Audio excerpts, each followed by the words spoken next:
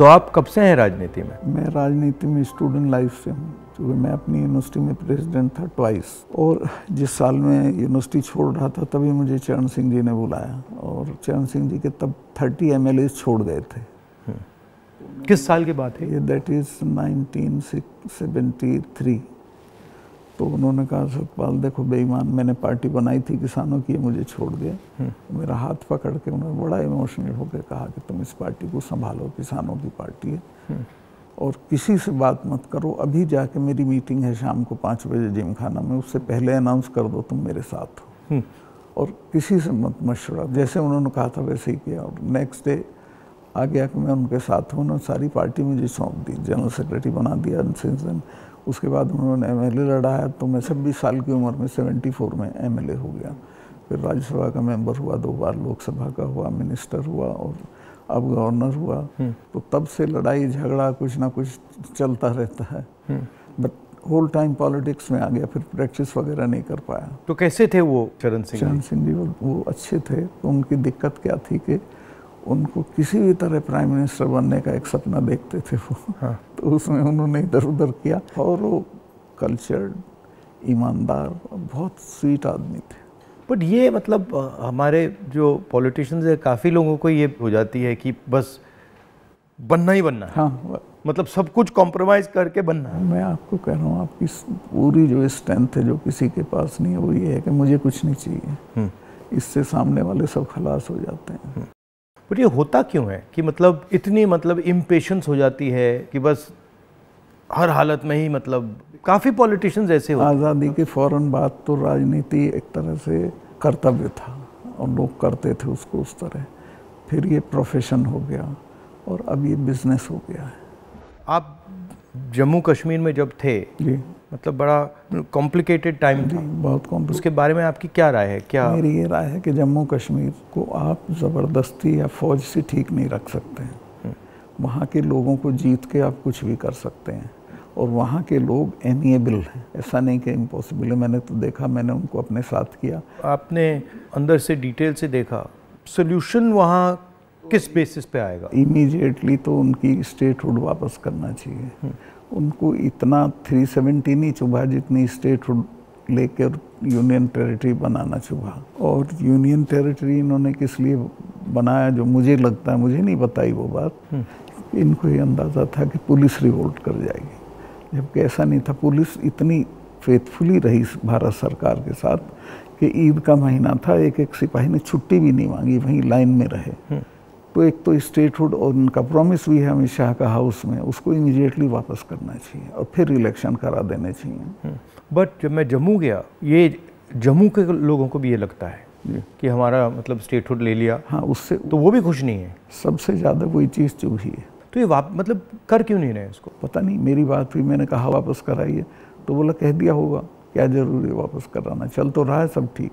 कहाँ ठीक चला, सारी इंसर्जेंसी वापस आ गई है, टेररिस्ट एक्टिव हो गए। अब तो काफ़ी घटनाएं हो रही हैं। अब तो जगह जगह हो रही हैं। राजौरी में रोज़ होता है, ऊपर कश्मीर वैली में रोज़ कुछ ना कुछ होता है। आपकी क्या राय है उसके बारे में, पुलवामा के बारे में? पुलवामा के बारे में मैं ये तो नहीं कहता इन्होंने कराया, बट पुलवामा में इन्होंने उसको इग्नोर किया और पॉलिटिकल इस्तेमाल किया अपने लिए। क्योंकि उसमें इनकी स्पीचेस हैं जिसमें ये कहता है कि जब वोट देने जाओ तो पुलवामा की शहादत को याद रखना। जैसे ही मैंने पुलवामा के बारे में सुना, मुझे पता लगा कि हमारे जो शहीद हैं एयरपोर्ट आ रहे हैं जी। तो मैं सीधा एयरपोर्ट गया। हमारी सिक्योरिटी वालों ने मुझे कहा कि नहीं नहीं नहीं आप मत जाइए, मगर मैंने कहा मैं जा रहा हूँ। तो मैं एयरपोर्ट में चला गया, और एयरपोर्ट में उस टाइम मुझे कमरे में बंद कर दिया, और मुझे कहा कि देखिए आप कमरे से नहीं निकल सकते। मैंने कहा मतलब? तो उधर वो सब शहीद आए थे, वहाँ पे आर्मी के लोग थे, प्रधानमंत्री आ रहे थे, और मुझे मतलब लिटरली चाबी से बंद किया कि आप बाहर नहीं जा सकते। मैंने सिक्योरिटी वालों से बोला ये मतलब ऐसे कैसे कर सकते हैं, और फिर लड़के मैं वहाँ से निकला। तो मुझे लग रहा था कि एक पूरा वहाँ पे शो सा क्रिएट हो रहा था। हाँ, वो था ही। वो प्रधानमंत्री को श्रीनगर जाना चाहिए था, राजनाथ सिंह आए थे, मैं था, हम लोगों ने श्रद्धांजलि दी थी। प्रधानमंत्री को उसी दिन जाना चाहिए था। नहीं, मगर मुझे उसमें क्या शौक लगा कि ऐसे लग रहा था कि एक कोई बड़ा इवेंट सा हो रहा है ना। इसके और वहाँ पे प्रधानमंत्री आए हैं और ये पूरा मतलब जैसे देश को दिखा रहे हैं कि भैया देखो, काफ़ी डिस्टेस्टफुल सा था। जिस दिन ये हुआ तो ये नेशनल कॉर्बेट पार्क में शूटिंग करा रहा था अपनी, तो ये अवेलेबल मैंने 3-4 बार कोशिश की, मिला ही नहीं मुझको। 5 या 6 बजे इसका फ़ोन आया, हाँ सतपाल भाई क्या हुआ? मैं कहा हमारे इतने लोग मर गए हैं और हमारी गलती से मरे हैं। तो बोला नहीं चुप रहना, अभी कुछ नहीं बोलना इस पर। फिर 1 घंटे बाद ये डोभाल जो मेरा क्लास फेलो रहा लॉ में मेरठ में, तो इसका फ़ोन आया, सतपाल भाई आप बोल दी। मैं 2 चैनल को बोल चुका था ये बात, तो इन्होंने कहा नहीं कुछ नहीं बोलना है इस पर। मैं कहा ठीक है, मैं समझा कुछ जांच वाँच कराएंगे, उस पर असर पड़ेगा। कुछ भी नहीं। तीसरे दिन इनका आ गया कि ये पुलवामा की शहादत को याद रखो और अब हम बालाकोट करेंगे, ये करेंगे, वो करेंगे। और अभी तक उसमें कुछ नहीं हुआ? कुछ नहीं, करना भी नहीं है इसको। पुलवामा के शहीद जिस तरह हुए थे इसलिए हुए कि उन्होंने 5 एयरक्राफ्ट मांगे थे। अगर वो मेरे से मांग लेते तो मैं इमीडिएटली कर देता। मैं तो वहाँ स्टूडेंट्स जब जम्मू में फंस जाते थे वर्ष में, उनको एयरक्राफ्ट से, क्योंकि दिल्ली में एयरक्राफ्ट इमीडिएटली मिलता है किराए पे। 4 महीने तक एप्लीकेशन उनकी पड़ी रही होम मिनिस्ट्री में, और 4 महीने बाद वो खारिज कर दी कि नहीं देंगे। तब वो सड़क से चले। इतना बड़ा, मतलब 4 महीने के लिए वो चले ही नहीं? चले ही नहीं, इसलिए कि वो सड़क से चलना बिल्कुल इनसिक्योर होता है, वो उनके उसमें नहीं है सिस्टम में। 5 जहाज मांगे थे उन्होंने, वो नहीं दिए। 4 महीने तक लटकाए रखे। और तो 4 महीने के लिए क्या होल्ड पे थे? क्या होल्ड पे थे? सब मेरे सामने नहीं आई। अगर मेरे सामने आई होती तो मैं उसमें कुछ करता।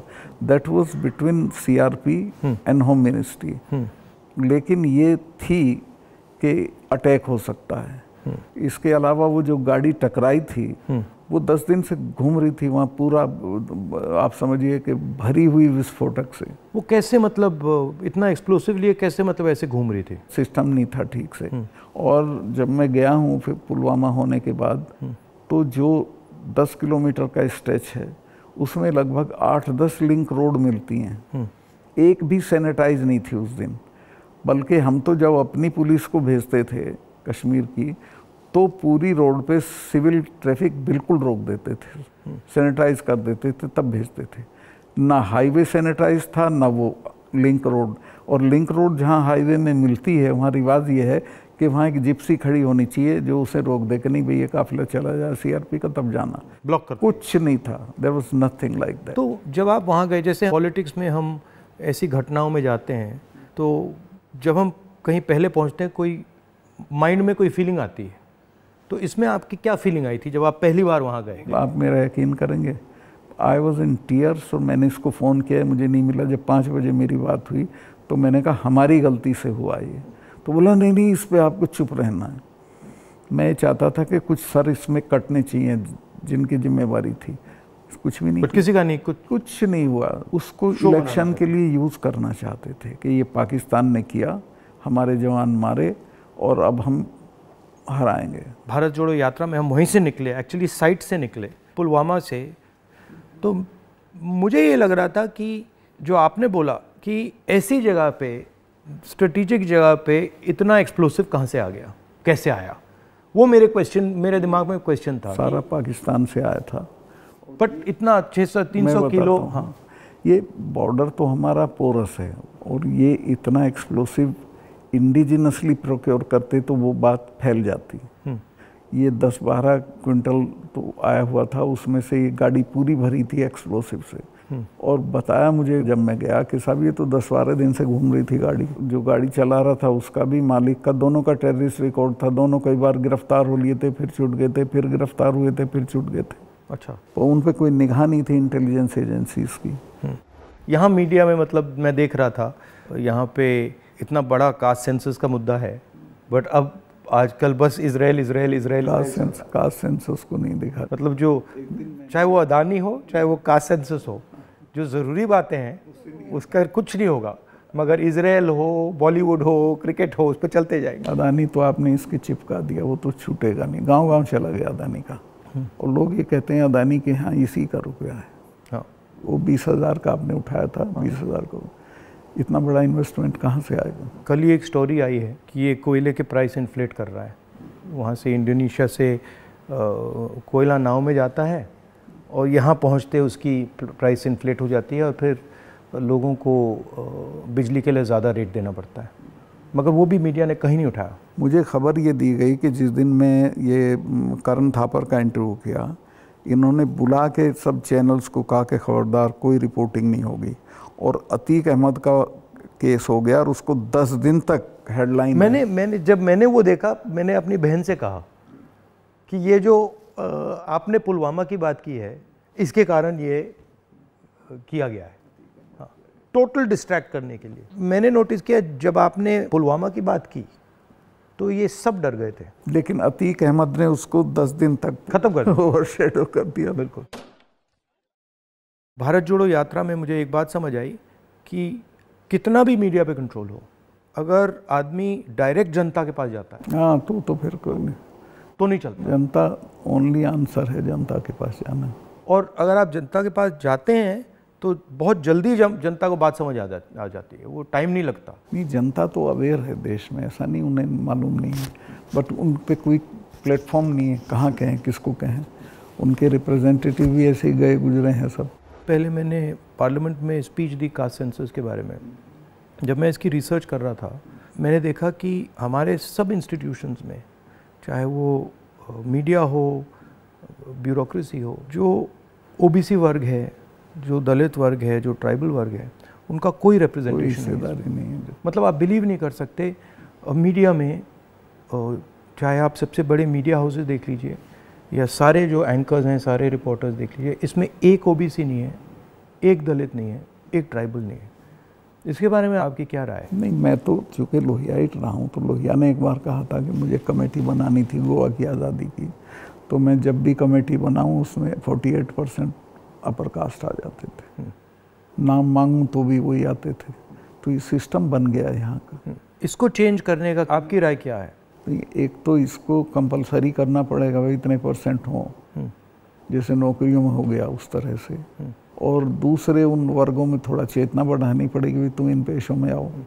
बट इसमें इंटरेस्टिंग बात यह है कि जो स्थिति है एक्चुअली इंस्टीट्यूशनल स्ट्रक्चर में हिंदुस्तान में, उसके डिटेल्स ओबीसी वर्ग को भी नहीं मालूम, दलित वर्ग को भी नहीं मालूम। आपने थोड़ा, मतलब मैंने तो थोड़ा सा छुआ है, बट एक्चुअली किसी को नहीं मालूम, पता ही नहीं है। सही कह रहे हैं। क्यों? क्योंकि पूरा जो इन्फॉर्मेशन का सिस्टम है उसमें कोई ओबीसी नहीं है, कोई दलित नहीं है, कोई ट्राइबल, वो भी उन्हीं के हाथ में है।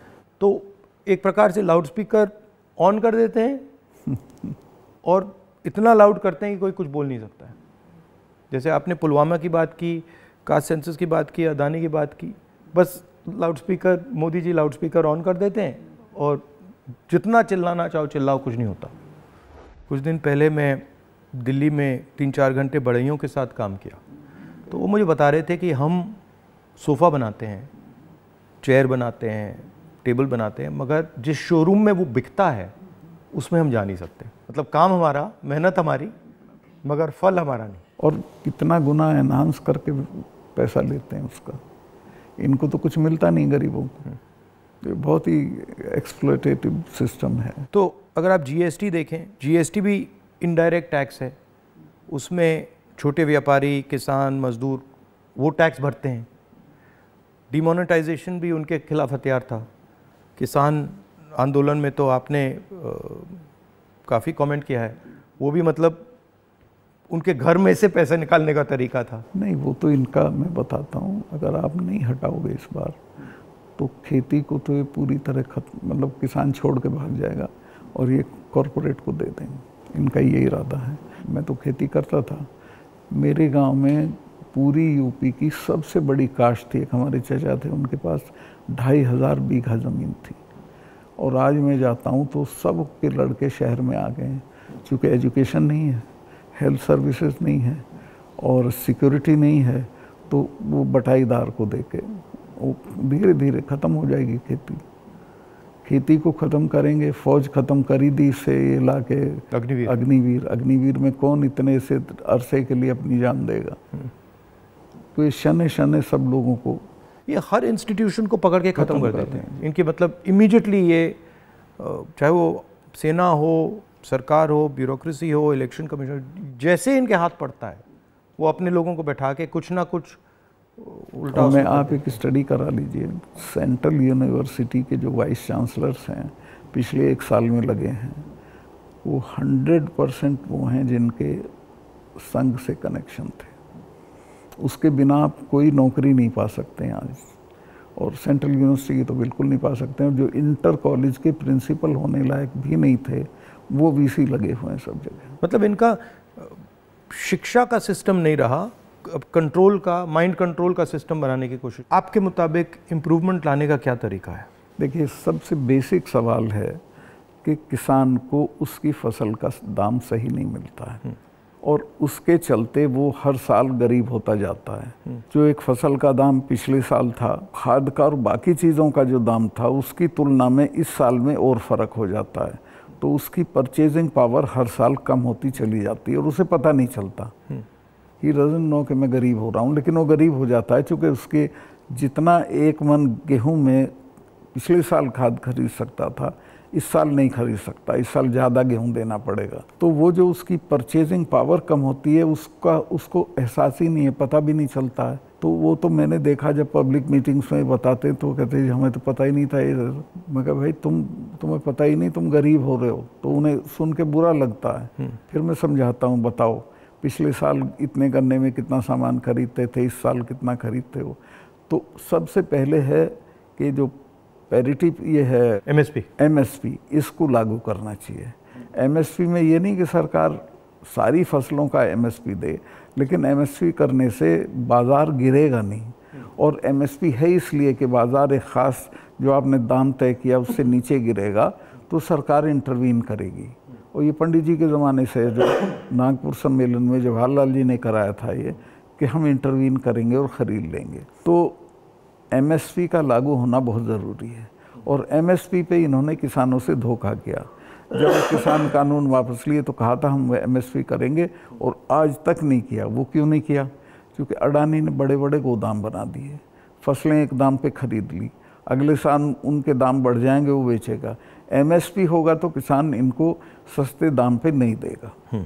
तो एमएसपी का होना सबसे ज़्यादा ज़रूरी है। फिर जो उसके लिए आप खाद, बिजली, पानी जो भी सरकार देती है उसके दामों पे कंट्रोल करना पड़ेगा, वो बेतहाशा ना हो, ताकि वो जो मैंने बताया जो फ़र्क रहता है खरीद बेच का वो ना हो। जो आप कह रहे थे, ये जो अदानी जी हैं, इन्होंने पूरा जो स्टोरेज का इंफ्रास्ट्रक्चर है अपने हाथों में ले लिया है। इसका इफ़ेक्ट मैंने जम्मू कश्मीर में देखा, इसका इफ़ेक्ट हिमाचल में दिखता है, अलग अलग स्टेट्स में, हरियाणा, पंजाब में। हरियाणा में तो पानीपत में बड़े बड़े गोदाम बना दिए। तो पूरा मतलब इस जो स्टोरेज का इंफ्रास्ट्रक्चर ये कैप्चर कर लिया है। तो फिर जब भी ये प्राइसेस को मतलब ऊपर नीचे फाइन ट्यून करना चाहते हैं, कर देते हैं, तो ये किसानों को मतलब नुकसान, डायरेक्ट नुकसान पहुंचाते हैं। जब तक इनके खिलाफ हल्ला बोल नहीं होगा तब तक सुधरेंगे नहीं, या फिर सरकार बदल जाए। अभी तो इन्हें टोटल प्रोटेक्शन है। मगर मैंने देखा है कि जनरली सरकारों के पास जो किसान का जो स्टोरेज की कैपेबिलिटी होती है उसके बारे में सरकारें ज़्यादा नहीं सोचती हैं। वो ज़्यादा नहीं, बिल्कुल नहीं सोचती। आप नॉर्थ ईस्ट में भी थे? हाँ, मेघालय में। वो मुझे पनिशमेंट पोस्टिंग दी गई थी गोवा के बाद, क्योंकि गोवा में मैंने करप्शन के बारे में बहुत बोला था। लेकिन वो अच्छी गोवा से हटा दिया गया। हाँ, गोवा से हटा के नॉर्थ ईस्ट भेज दिया गया था। तो कश्मीर से हटाया, फिर गोवा से हटाया, फिर मतलब सब जगह 5 तबादले किए इन्होंने मेरे, जैसे सरकारी कर्मचारी के करते हैं। तो नॉर्थ ईस्ट बेटर था, वहाँ 12 ज़िले थे, गोवा में 2 ज़िले थे। और मेघालय बहुत अच्छी जगह है, कोई झगड़े टंटे की नहीं है। रिलैक्स लोग हैं जी हाँ, रिलैक्स अच्छे लोग हैं। संगमा साहब का लड़का चीफ मिनिस्टर था, तो उससे बहुत बढ़िया रिलेशनशिप रही, कोई दिक्कत नहीं हुई मुझे। तो मणिपुर के बारे में क्या राय है आपकी? वहाँ मतलब पूरा फेल्योर है सरकार की। चीफ मिनिस्टर जा नहीं सकता, कुछ कर नहीं सकता, लेकिन उसको अभी तक हटा नहीं रहे हैं। ये जम्मू एंड कश्मीर का भी ऐसे ही प्रयोग करते हैं, पंजाब का भी ऐसे ही प्रयोग करते हैं, मणिपुर का भी ऐसे ही प्रयोग करते हैं। मैं गया मणिपुर में, वहाँ जो आप कह रहे हैं बिल्कुल सही है, वहाँ कोई कंट्रोल नहीं था। पूरी क्राउड निकल आई थी। आप कोई कंट्रोल ही नहीं था, मतलब बिल्कुल एक स्टेट बचा ही नहीं है, 2 स्टेट बन गए हैं, एक इस तरफ और दूसरा दूसरी तरफ। नॉर्थ ईस्ट सेटल्ड था, इन्होंने डिस्टर्ब कर दिया। सब जगह ये कुछ ना कुछ मतलब अपना करते रहते हैं। और 6 महीने की बात है, मैं लिख के दे रहा हूँ, बिल्कुल नहीं आएंगे पावर में। नहीं, एक्चुअली अगर ज़मीन पे जाएं तो बहुत नफरत है लोगों को, बहुत शदीद, पूछिए मत आप। मुझे लगता है कि हिंदुस्तान की राजनीति में आज दो विचारधाराओं की लड़ाई है, एक आरएसएस गांधी वाली, एक आरएसएस और एक गांधी वाली, और दोनों एक प्रकार से हिंदुइज्म के एक्सप्रेशन हैं। दोनों एक विजन है हिंदुइज्म का, एक अहिंसा का, एक भाईचारे का, और दूसरा जो आरएसएस का, जिसको मैं डिस्टॉर्टेड विजन कहता हूँ, वो नफ़रत का, हिंसा का। तो इस फाइट के बारे में आप क्या सोचते हैं? मेरा यही सोचना है कि हिंदुस्तान कंट्री के तौर पे तभी सरवाइव करेगा जब वो लिबरल हिंदुइज्म के रास्ते पे चलेगा, जो गांधी का विजन है। गांधी ने ऐसे ही नहीं कहा था, गांधी ने इस देश को जितना समझा था किसी ने नहीं समझा था। वो गांव-गांव गए थे, जगह जगह गए थे, और वो इस नतीजे पे पहुँचे थे कि नहीं, बाकी बातें बेकार हैं, ये ठीक है रास्ता। तो हिंदू का जो लिबरल हिंदू थॉट है वही रहेगा तो देश सरवाइव करेगा, वो टुकड़े टुकड़े हो जाएगा अदरवाइज। और ये कोई राजनीतिक बात नहीं है, मुल्क के अस्तित्व के लिए ज़रूरी है कि हम मिलजुल के रहें, एक दूसरे के साथ रहें, झगड़ा ना करें। नहीं, झगड़ा होगा तो मुल्क ही नहीं रहेगा ना। हाँ बिल्कुल, तो मुल्क का मतलब ही है कि मतलब भाईचारे से मिलजुल के रहें जी, मिलजुल के लोग रह रहे हैं। तो आपका मतलब काफ़ी सालों से इस लड़ाई में आपका एक्सपीरियंस रहा है, और आप मतलब बहुत सालों से आरएसएस से लड़ रहे हैं।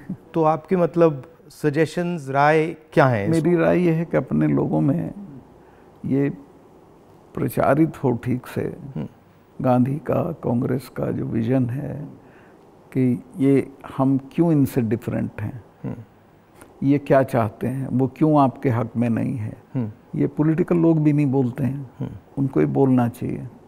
और जो आप कह रहे थे, जो क्रिस्टलाइजेशन होना चाहिए पॉलिटिकल लोगों की माइंड में कि भाई ये अब ये राजनीतिक लड़ाई नहीं है, अब ये आइडियोलॉजिकल लड़ाई है, वो क्रिस्टलाइजेशन इतना हो नहीं रहा है। वो नहीं हो रहा है, क्योंकि देखिए हिंदुस्तान का आदमी जो पॉलिटिक्स में एक्टिव है वो राजनीति तक और अपने तक एक्टिव है। वो एक तो पहले तो देश के बारे में उस तरह नहीं सोचता जैसे सोचना चाहिए, और वो जो ब्रॉडर इश्यूज़ हैं उन पे राय नहीं बनाता है, राय जाहिर नहीं करता है, उस पर खड़ा नहीं होता है। तो वो हम पॉलिटिकल लोगों को करना पड़ेगा। और इसमें यह भी है कि जो, जैसे मैंने कहा कि इंफॉर्मेशन का सिस्टम जो है आसानी से राय बनाने भी नहीं देता है, जो डिस्ट्रैक्ट करता रहता है। तो इंफॉर्मेशन का सिस्टम तो वन वे हो गया है, उसमें आपकी बात तो आएगी नहीं, जो दूसरी बात है वो आएगी। और लेकिन एक अच्छी चीज़ हुई है कि लोगों ने टीवी देखना बंद कर दिया, भरोसा चला गया है। इस वक्त हम लोगों की एक ही स्ट्रेंथ है, दैट इज सोशल मीडिया। हम लोगों की बात सोशल मीडिया से फैलती है। ये उसको भी रोकने के सिस्टम ढूंढ रहे हैं, कैसे रोका जाए, वो अभी नहीं हुआ है, लेकिन वो हमारी स्ट्रेंथ है। जो प्रिंटेड मीडिया है, इलेक्ट्रॉनिक है, इस सब को इन्होंने कंट्रोल कर दिया, वन साइडेड कर दिया। लेकिन अच्छी बात यह कि लोग भी उसको समझ गए हैं, तो इनकी बात को यकीन नहीं करते, वो कहते नहीं ये तो गड़बड़ है। आपने कहा कि सोशल मीडिया में मतलब हमारा थोड़ा सा असर है, बट मेरे अकाउंट्स को तो पूरा सप्रेस किया जाता है, जैसे चाहे वो मेरी यूट्यूब हो, फेसबुक हो। नहीं, आपके होगा, पर आपके समर्थन में जो लोग करते हैं वो उसे नहीं रोक सकते। मगर जो वही है आपकी स्ट्रेंथ। जो सेंट्रल मेरा अकाउंट है उसको तो पक्का रोकते, मेरा यूट्यूब अकाउंट को तो पूरा दबा रखते। मेरा भी कुछ नहीं है, कहीं कुछ नहीं आता है, लेकिन जो हम लोगों के पक्ष में बात बोलते हैं वो फैलती है।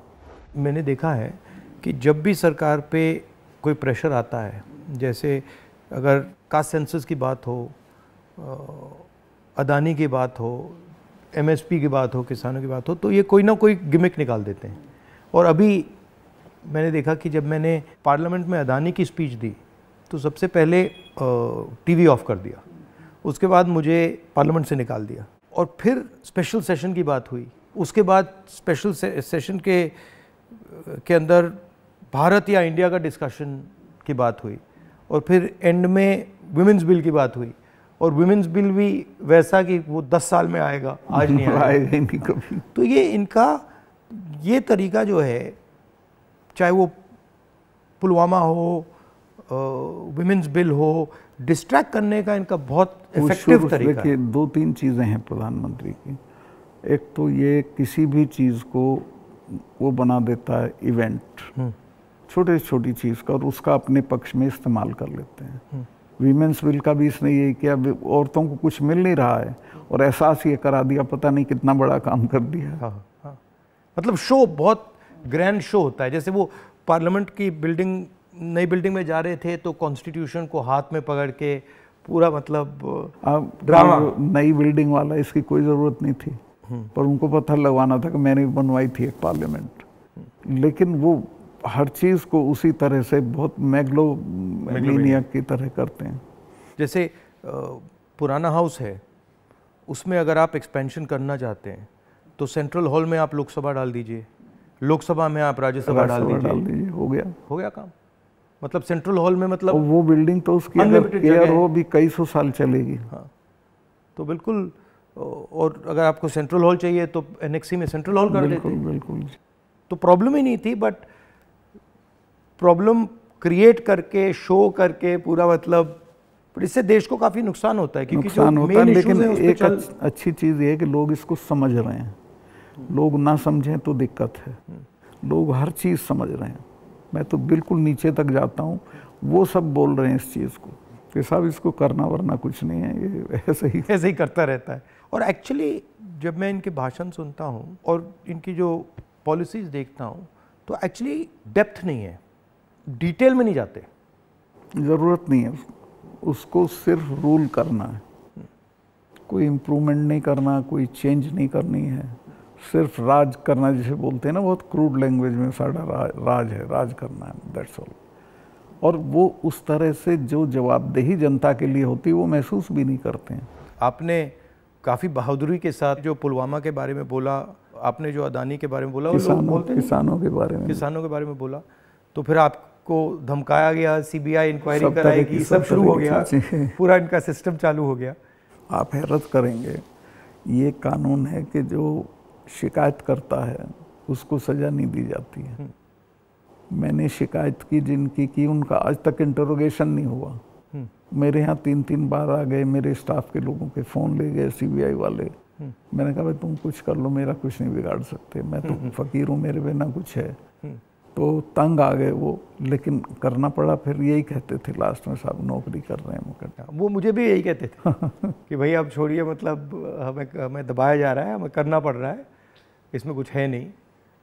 उनकी भी मजबूरी है, क्या करें। हम बात कर रहे हैं तो इसके बाद में आप पर भी थोड़ा आक्रमण करेंगे। जब भी हम किसी से बात करते हैं एकदम आक्रमण शुरू हो जाता है उन पर। हाँ, नहीं करेंगे, मेरे पे तो करते रहते हैं, ज़्यादा दिक्कत नहीं, आपको कोई फर्क नहीं पड़ता। थैंक यू, बहुत अच्छा लगा, हमें बहुत अच्छा लगा, थैंक यू।